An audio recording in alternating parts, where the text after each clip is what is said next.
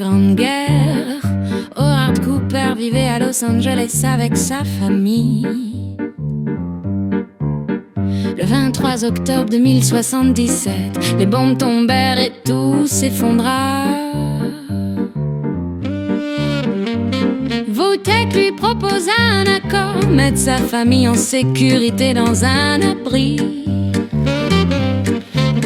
En échange, il devait participer à leur expérience secrète.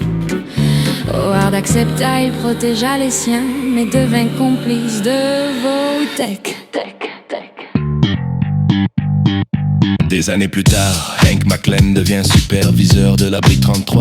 Il travaille aussi pour Votech à la surface. Il aide à créer Shady Sands, une nouvelle ville qui devient capitale de la NTR. Mais il provoque plus tard sa destruction nucléaire. Volontairement, sa femme Rose est transformée en goule et tout s'écroule autour de lui. Lucy, la fille de Han, accepte un mariage arrangé avec un habitant de l'abri 32. C'est un piège, les prétendus invités sont en réalité des pillards. Ils attaquent l'abri 33 et enlèvent. Lucy décide alors de partir à la surface pour le retrouver.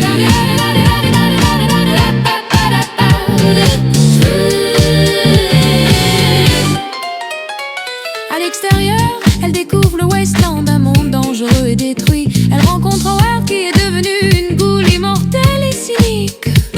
Il cherche la tête d'un scientifique, Siggy Wilsey pleine de secrets technologiques. Lucy croise aussi la confrérie de l'acier.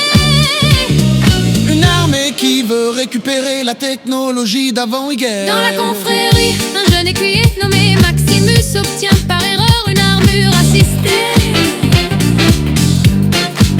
Il devient chevalier, on lui confie une mission, retrouver la tête de Wilsey. Plus tard, il rencontre Lucy, ils coopèrent mais mentent l'un à l'autre sur leur but.